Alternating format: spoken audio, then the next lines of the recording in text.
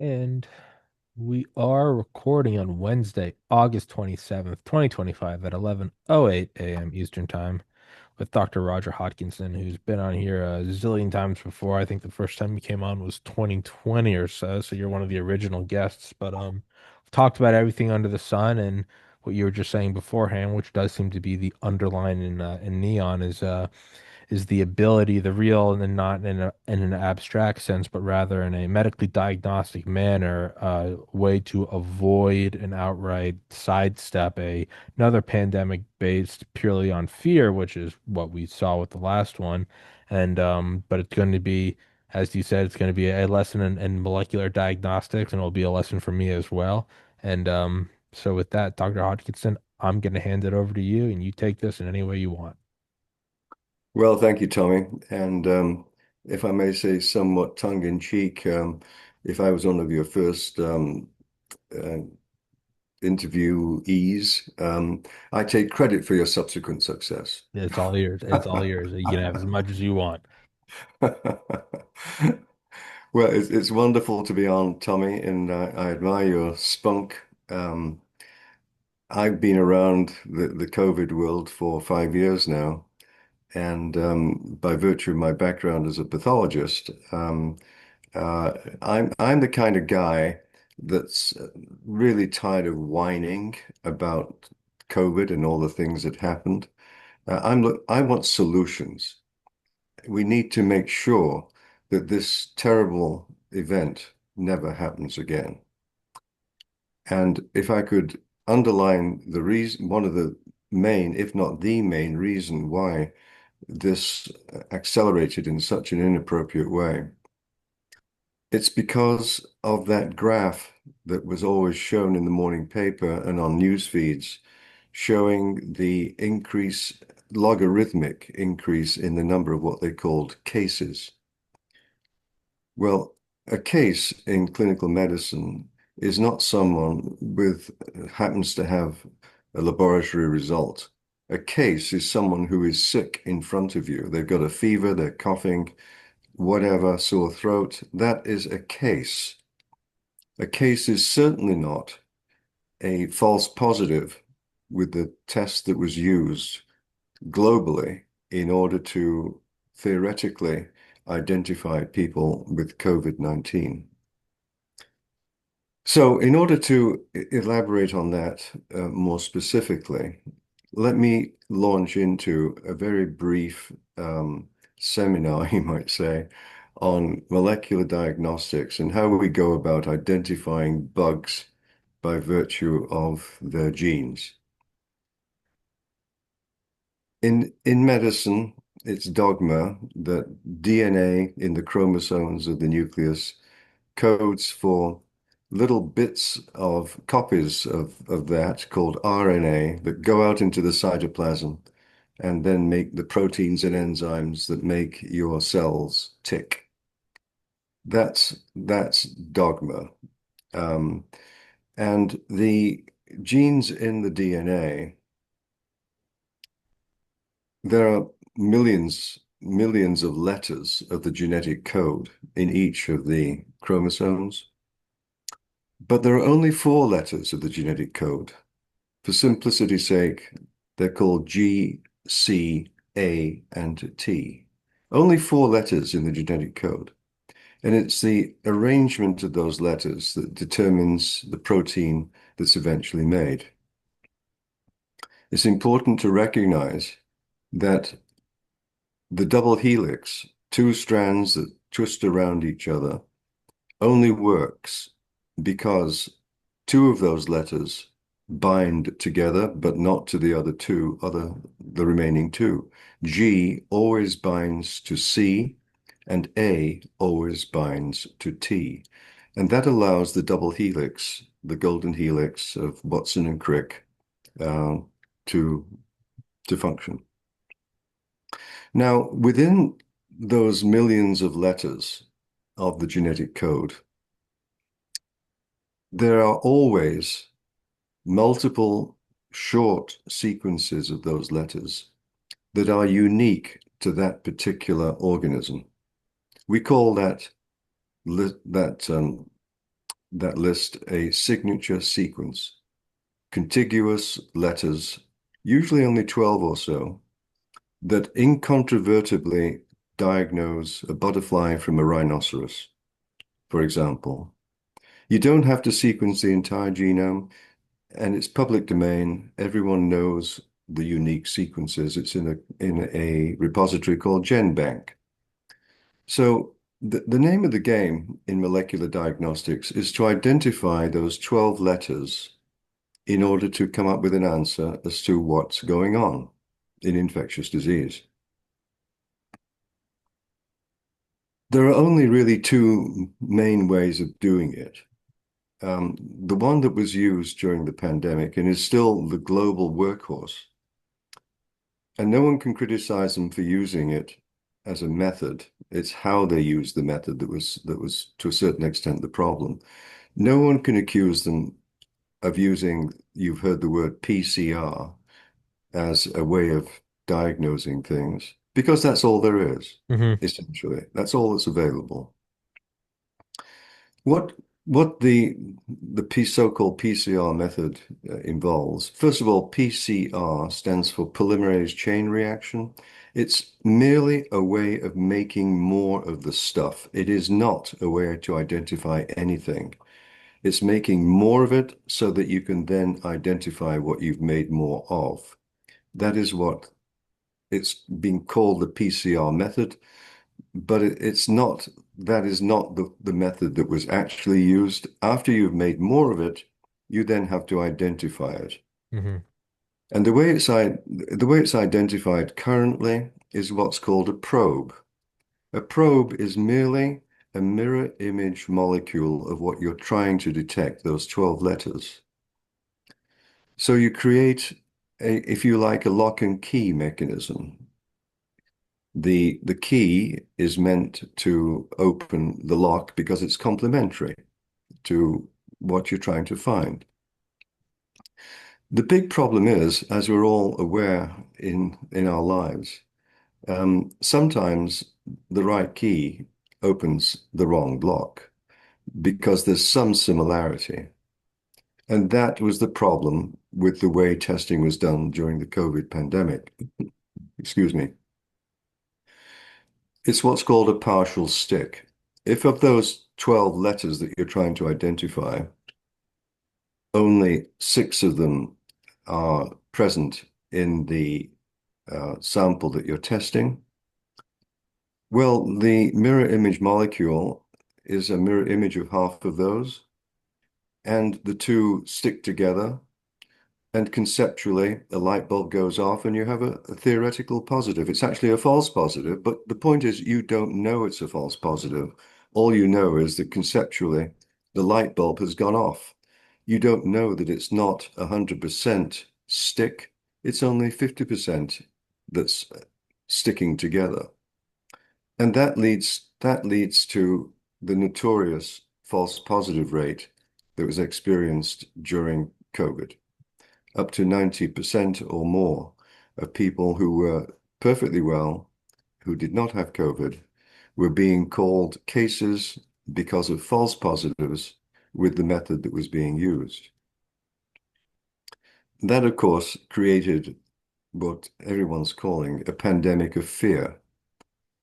Fear of the logarithmic escalation of the so-called pandemic, with based upon this unfortunate flawed technology. Now, there is another way of identifying bugs that does not have that problem, and it's called sequencing.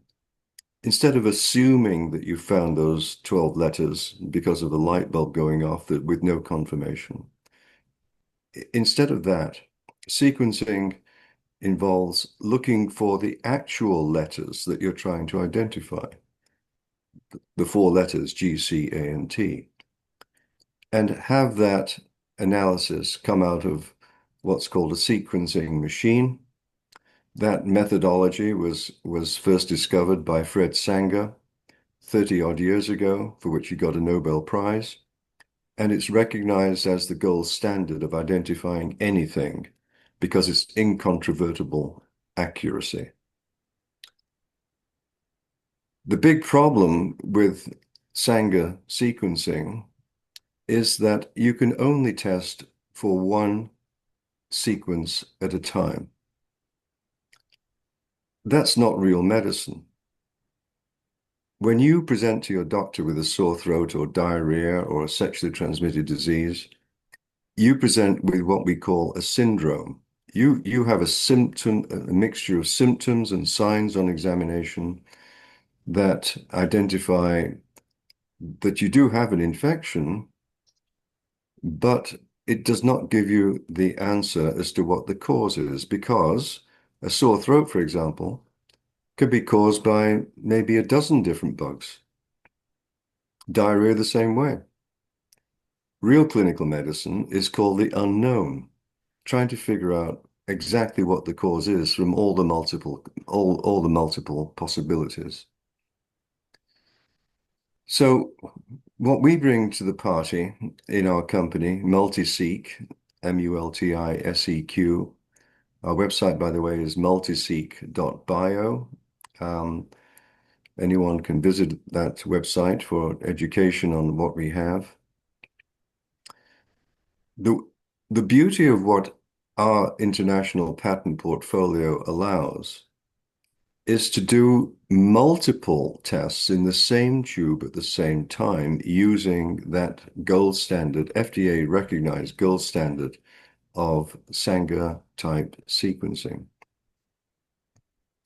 So we can test up to 20 different bugs in the same sample at the same time. We call that process multiplexing, which suddenly allows the commercialization of the gold standard for routine healthcare.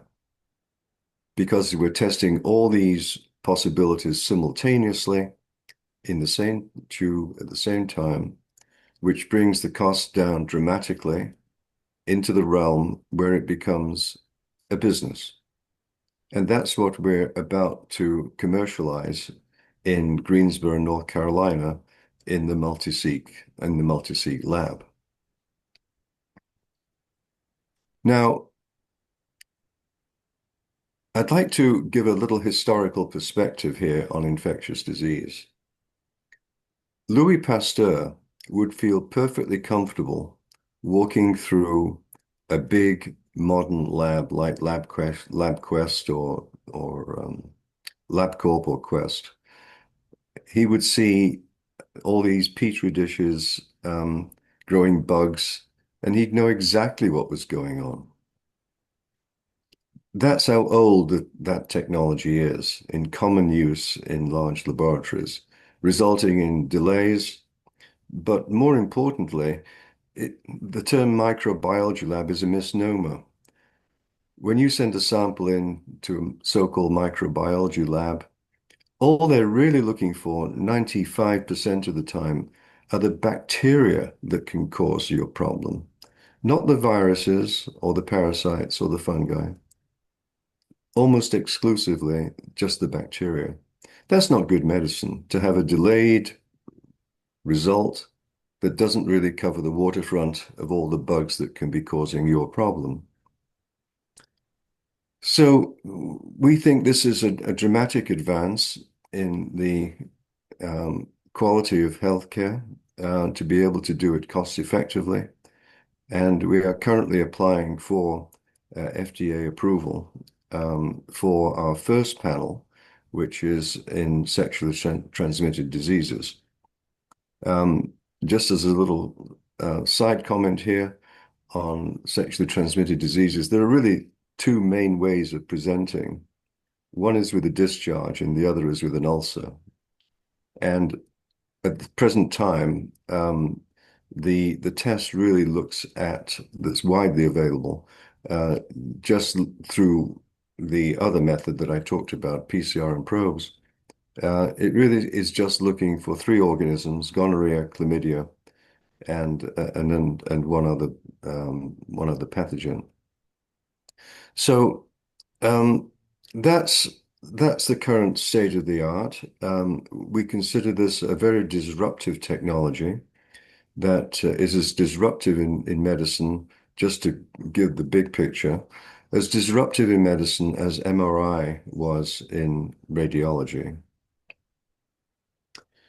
Now, an extension of that we anticipate working on once our basic lab is operational. An extension of that is to develop our own instrument for GPs' offices, which would radically improve healthcare yet again. Imagine this, Tommy. Susie Q is in the waiting room. She's brought in to talk to the doctor. A sample is taken. Now, normally, that sample would go off to a big lab and the result would come back in 3 days and it would be suboptimal in terms of its accuracy and the number of organisms that we look for. But imagine this situation. Susie Q is now sent, sample's been taken. Susie Q is now sent back to the waiting room, and the sample in the back office of the GP clinic has our instrument, and the laboratory person in the back, not a molecular biologist, someone who simply understands how to operate the machine, goes to the fridge, pulls out a cassette that's labeled STDs, STIs, introduces the sample. The cassette has the pre-dispensed specific reagents looking for all the bugs that we're interested in.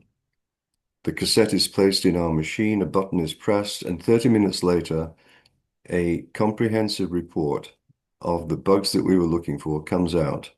Susie Q is brought back into the consulting room and is told exactly what she's got and is treated appropriately right there the same day within the hour of walking into the clinic. Now, that's not just better medicine, but it's very attractive in the States because suddenly the GP would be enjoying a very significant revenue stream from testing that sample in his own office with an FDA-approved methodology. That translates into an extra source of revenue that he was or she was previously losing because all they would have been paid is a sample collection fee before it's sent off to a bigger laboratory. So in addition to being much better medicine, it will become very attractive for GP clinics in the States to have a very significant additional stream of revenue. So um, that's the general pitch of the technology as it applies to infectious disease, Tommy. And in summary, relative to status quo, our technology offers confirmatory results, true positives, not surrogate results with the existing method with all its false positives. It's confirmatory. It's comprehensive in terms of the breadth of bugs that are being looked for, not just three, but all the common ones. And finally, it's cost effective and profitable for laboratories to use our technology for routine medical presentations such as diarrhea, sore throats, sexually transmitted diseases, etc. People should understand the scale of this industry. At the present time, the current way of doing things that is inferior in many respects, the so-called PCR probe technology, that is currently a $40 billion a year industry. Now, we don't intend to capture that. Our objective is to show that our technology works, that it is useful in common medical situations, that it's cost effective. And once we've demonstrated that, we fully expect to get on the radar of the multinationals and then exit, not hold the technology and try to drive it into every rabbit hole. We don't have the distribution channels for that. It's very important that we offload to a company that has the ability to do that. Once that happens, there would be a method in place to prevent another pandemic based upon the fear generated by the enormous false positives using the existing methodology.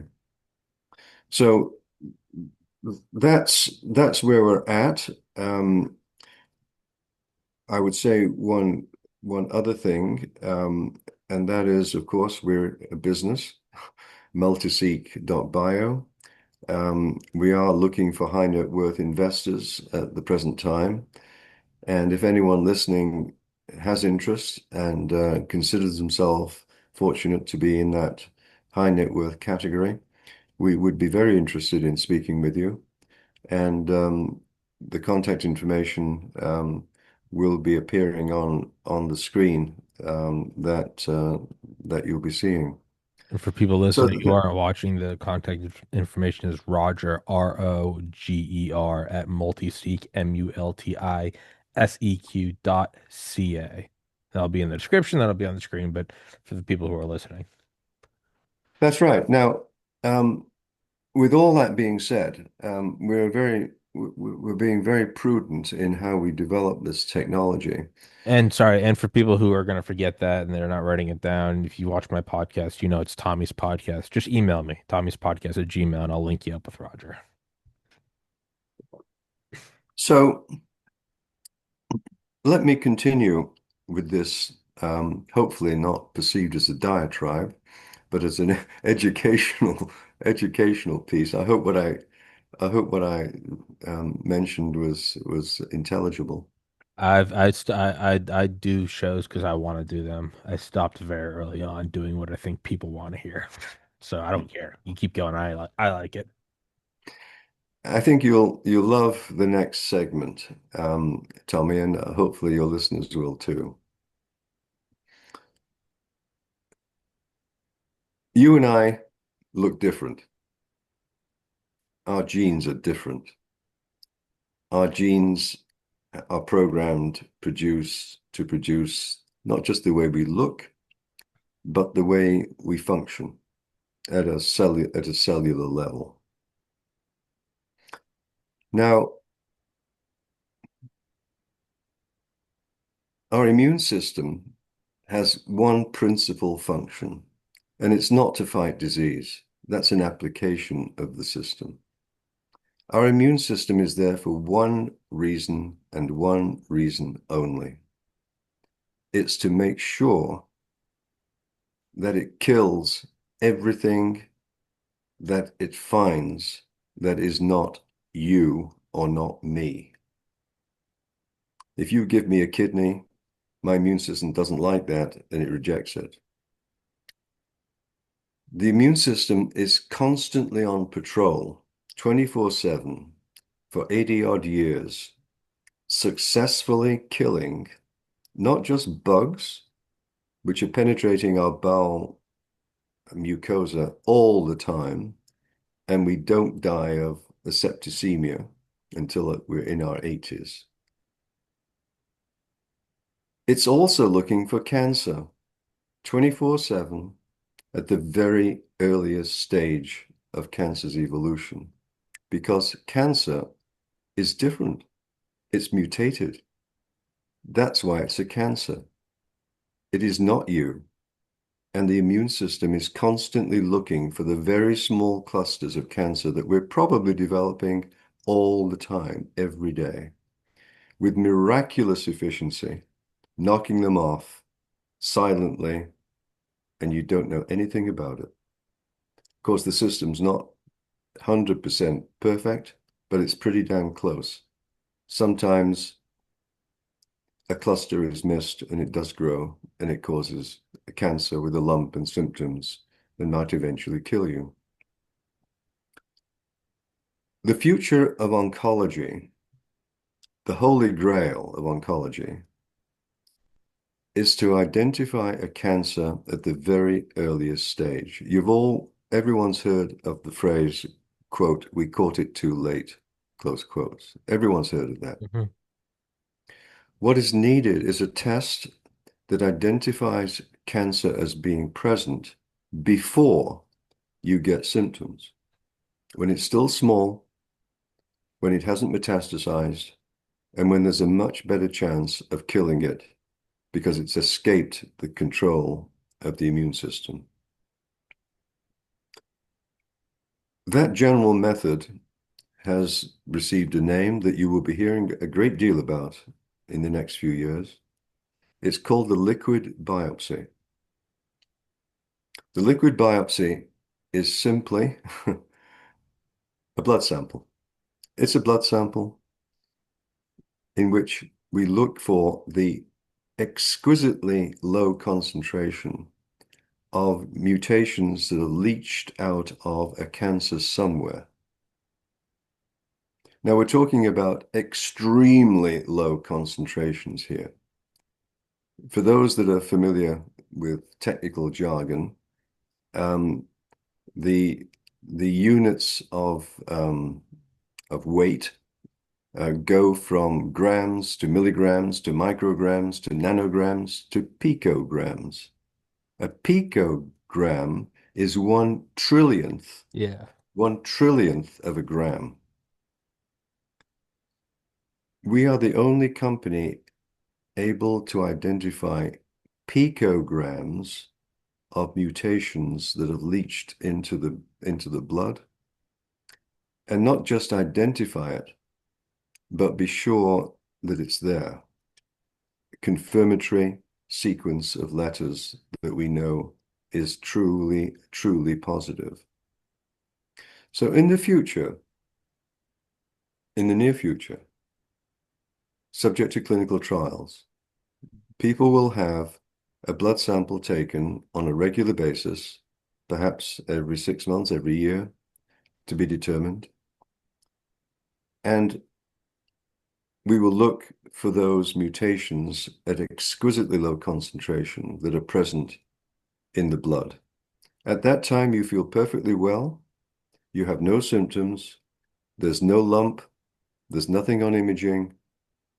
But we know you've got cancer. And to be sure of that, you would not act immediately. You would wait to see the concentration doubling or tripling in order to be confident that there was cancer somewhere. And the type of mutation might indicate where, but not always. We would only look for mutations for which the FDA has already approved specific chemotherapy for that particular mutation. So here's the beautiful end to that story. You'd be identified as having a cancer you didn't know you had. You would be treated with a specific chemotherapy for that particular mutation. You would then be followed to make sure that the concentration of that mutation dropped to baseline. And in summary, you would be cured of the cancer you didn't know you had.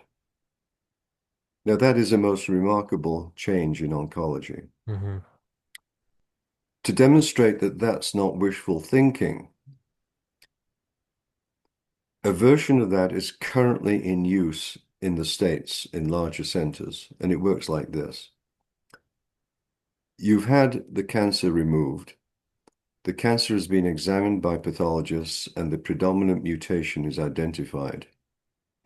You are then treated with surgery, chemo, and radiation as usual. You're pronounced cured. You are then being monitored for recurrence in all the usual ways. But in the bigger centers, blood samples are being taken from you to look for that mutation that we know was in the tumor that was removed. And those people that have a positive test are then treated while they're still perfectly well with nothing on imaging. Those people are being treated with chemotherapy specific for that mutation today in the States. It's merely an extrapolation of that, as you can appreciate, doing that on people who've never had cancer in the first place. So we've developed that methodology. We can, as I said, we can detect picogram levels confidently because we don't want to create the wounded the, the what's it called? The people who are worried about a result that Hypochondriacs. it ends up being a false positive. Yeah. It's got to be accurate. Yeah. You want to be careful that you're not, right? Because that would be, if you can detect anything, that means you could also detect a whole lot by accident. The worried well is the word I was Yeah. looking for. Okay. Yeah. We got to avoid that, obviously. That's why you would wait to see a significant escalation in the concentration of the mutation before anyone was treated in that way. So that is the future of oncology, the liquid biopsy that will be commercialized following extensive clinical trials, not by us, but that will add to the exit valuation of the company to show that we're in fact very capable of doing that for other people to commercialize. So there are many other applications of what we've got. Blood banking, for example. In blood banking, blood donation testing for safety. Um, about 10 or 12 bugs are looked for. Um, the point is that they're all done on different machines largely. Multiple tests are done separately in order to see if a particular bug is present in the donated sample. How much more efficient it would be to have a panel that looks for the specific signature sequence of all those bugs, and do it on one instrument instead of half a dozen in order to more cost effectively and more accurately screen blood for its safety. There we go. That's my overview, Tommy, of what we've got. It's a game changer. It's disruptive. It's proven, published, internationally patented, and we are subject to this round of investment. We are about to start a retail laboratory in Greensboro, North Carolina, in order to commercialize the very first application of this into sexually transmitted diseases. And I think it's important to clarify that you've been in diagnostic medicine forever. Like this isn't for somebody who's like me, it's like, the threshold's pretty low. I'm like, oh, he's a doctor. That's good enough. But you've been in specifically diagnostic medicine, which is what this is. So this I isn't, spent you're my not pulling, career, yeah. I spent my entire career in pathology, running big laboratories, including I've also been the medical director of a lab in Michigan and one in San Diego. When you spent a career in a certain profession, you know what you do well and you know what you don't do well. And there is a huge opportunity here to bring the diagnosis of infectious disease and the screening of cancer into the 21st century, uh, to use techniques that have been shown to work in a different context. Sequencing, as I said, is an FDA recognized gold standard. It is being used, but only in a research setting, big pharma, academia, um, because in those settings, you're using sequencing to identify just one particular um, signature sequence of DNA, just one in a research setting. That's not real world. Real world, as I said in medicine, is called the unknown. The unknown. You walk into the doctor's office with something that is unknown, and the challenge is to figure out what's the cause of the symptoms that you have. That's real clinical medicine. And we need to bring microbiology, so-called, which is really limited bacteriology. We need to bring microbiology kicking and screaming into the 21st century. That walk through a lab that I was talking about with Pasteur, I would point out to him an invisible dotted line on the floor, because on one side of that invisible dotted line on the floor, there would be the big machines with industrial scale production and accuracy and cost effectiveness, otherwise known as chemistry and hematology, hemoglobin levels. Are you in renal failure? Have you had a heart attack? All that stuff goes on um, at a at an enormous scale, very cost effectively and incredibly accurately. He wouldn't know a damn thing about those machines, except that they were big and and pretty impressive.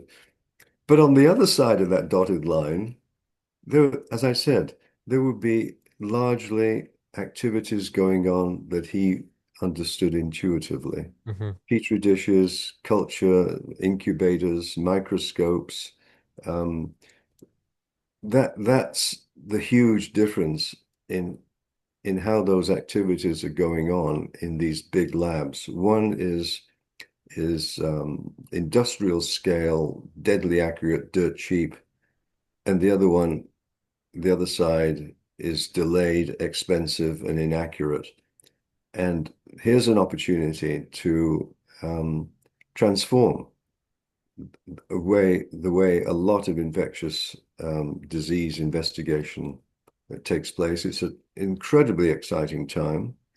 It's disruptive. It's transformational, and it's not just a company that's going to make a lot of money, um, but it's also something that will make a big difference in terms of the quality of healthcare. And I'm so proud to be the chairman of the company that is about to commercialize this technology eventually for the world. Um, uh, yeah, like I said, your email will be on the displayed over there, and I'll put it in the description as well as people can email me at tommyspodcast@gmail.com, and I'll put you in touch with Roger. I'd say you did a pretty good job of explaining it. I'd say you did a pretty good job of explaining Well, thank you, Tommy. it. It's a complicated area. It is. It's you. Yeah. No, Um, it's not nothing to be able to explain it in simplistic terms. it's at the end of the day, it's really very simple. It's finding a string of 12 unique letters in the middle of billions, billions of, you take a sample from someone, it's not just got the bug, it's got your stuff in it, Hmm. your cells in it. It's a soup, right? It's a soup. And what you do first of all is you identify, you concentrate all the DNA that's in there, the stuff that's from you, the stuff that's from the infection, and it's this big soup of DNA that's in this tube. And the challenge is the needle in the haystack. Within those billions of letters of the genetic code, somewhere in that tube is lurking a string of 12 letters that have incontrovertible uniqueness for the bug that's causing your problem. And if you can show that those 12 or so letters are there incontrovertibly by them coming off the machine, what a wonderful advance that is, um, to have such exquisite sensitivity and specificity, uh, to say confidently that we have found the cause of your infection in the middle of this soup. Hmm. It really is a soup. I mean, it's. Oh, and by the way, talking about it being a soup, in our industry, um, every industry has its vernacular.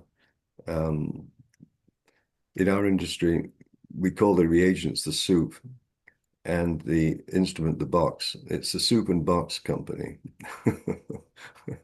Fair enough. It's a Yeah. simple analogy. Where I was going with that was to show how inaccurate the current method is, the so-called PCR probe method. Everyone might have well have heard of that, of the president of an African nation who decided he would Yeah. test papaya. Yeah. For yeah, Uh, some fruit. Yeah. and he got a positive Positive result test for COVID. Yeah. with papaya. I mean, that's a bit hilarious, um, but that just shows how non-specific that methodology is. It was the PCR probe method, PCR in particular, was first. It was another Nobel Prize by Kerry Mullis. Um, that was before Fred Sanger got the Nobel Prize for sequencing. And Fred Mullis said before he died that his technology was never, he said that was his word, never intended to be used for the diagnosis of an infection. It was merely, PCR was merely, that was his Nobel Prize, PCR, making more of the stuff Hmm. that was incredibly valuable in research and academia. Uh, that was it. His Nobel Prize was for making more of the stuff, not to identify it at all, but just to make more of it in a very clever way with PCR, polymerase chain reaction. And he knew that it had its limitations, and he said so. Well, that it seems like yours is the next pushing forward of science, and it's it's also a noble thing. I mean, I think the whole goal of scientific achievement, specifically in medicine, is to advance it to such a point where it gets taken advantage, not taken advantage, taken for granted. Like I think, the fact that we don't even think about penicillin as unique or, clean water or just general public health. I think that to me is like the biggest sign of achievement is things we don't even register as, like germ theory or, the antiseptic technique. Like it to me, that's the most noble progression in science is to make something so fundamental that over the decades people forget that it at one point was not fundamental. I think it really is. I mean, the fact that you don't think twice about, putting hand sanitizer, you get a little cut on your hand or something. That to me is the general push we should go for. The fact that the fact that amputation isn't the go-to anymore for if you get a scrape. And I think that's what it's most interesting to me about it is to push things forward to a point where one day it's seen as just the basis. And I think that's when you do that, then you realize how much things in your life right now are you sitting on that at one point were not the norm, and then you get the whole standing on the shoulders of giants, and that's how humanity goes forward. So not only do that stump speech, but yeah, that's why I like it. Yeah, the critical thing is to know when to hand it off. Really, what we're all about is showing that the gold standard can finally be commercialized, Hmm. that it works, that it's selling, that it's useful, and then hand it off, be acquired with a multinational, with the distribution channels. Um, we may or may not be developing that box, as we call it, for the back of GP's offices before we exit. That remains to be seen. It requires a significant investment in order to achieve that. Um, but in the meantime, we're going to be showing that the stuff works in our retail lab in Greensboro, North Carolina, and how the story evolves with a small company remains to be seen. Um, but it is a terribly exciting time from not just a medical perspective, but a humanitarian perspective in terms of the ability to change the way things are done. I, I really, Tommy, as I said perhaps earlier on, I'm tired of whining about the problems with pandemics. Be the Uh, change you want to see in the world. what we need is solutions, and solutions that have dramatic impact on public health. To if we were to get this commercialized, second panel that we're going to do is upper respiratory tract infections, otherwise known as sore throats, coughs, colds. If we can follow through with that in time for the winter, uh, then we really do have a way of preventing another pandemic based on fear, based upon false results. And it would be a glorious conclusion for our company to contribute towards public health with a much better mousetrap than is currently being used, and to avoid the catastrophic consequences. I mean, the that graph, that escalation of so-called cases was one of the principal reasons, in my opinion, that the government was able to control the population and get them to think about all the mandates, going along with the mandates, and the COVID vaccination program. Uh, it should have been, in my opinion, it should have been much more limited intervention, and it might have been over much faster if it had been allowed to burn itself out, just like the flu has done repetitively over time. Our approach to this one was radically different from the way we've handled other pandemics.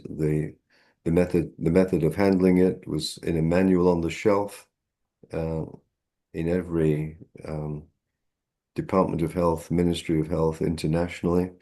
It was thrown out on day one, and everyone followed in lockstep with everyone else. You know, as an observer of the way things are done generally in society, Tommy, I've always been impressed, but that in industry too, it doesn't really matter whether it's healthcare or making widgets. Um, you know, the real reason things happen, generally speaking, other than occasional incredible inventions that change the field completely. The main reason anything happens anywhere in any industry can be simplified as this: everyone else is doing it, so it must be right. The copycats, Mm, um, don't trouble me with the cost and time of due diligence. It's already been done. Let's just get on the curve. Otherwise, we're going to be accused of being, you know, behind the times and so on. We want to be in the forefront. We'll just do it. Um, that that's one of the principal ways things happen, copying someone else. And of course, that happened in a much bigger way during COVID. Everyone copied everyone else without stopping to think it through. mm. Yeah, was it truth is first mocked and ridiculed, then violently resisted, and finally accepted as self-evident. So that's the general path. So I think you're probably in good company. Um, but Dr. Hodgson, right now, I said we wrap this up. Um, it'll be up either tomorrow or the following day. And I will make sure that, again, for everybody listening, it's Roger, Roger at multiseq.ca, or you can email me and I'll put you in touch with Roger. That'll be on the screen, all that good stuff in the description, blah, blah, blah, blah, blah. And Dr. And perhaps the website as well, multiseq, multiseq dot dot bio. dot bio. Yes, Yeah, sir. we'd love to have conversations with any high net worth individuals who are thinking of making a difference. Yes, sir. All right, Dr. Hodkinson, as always, man, it's good catching up with you, and I appreciate your time. Thank you so much, Tommy. Yes, sir. Thank you so much. Bye. Guys, thank you for so much for watching.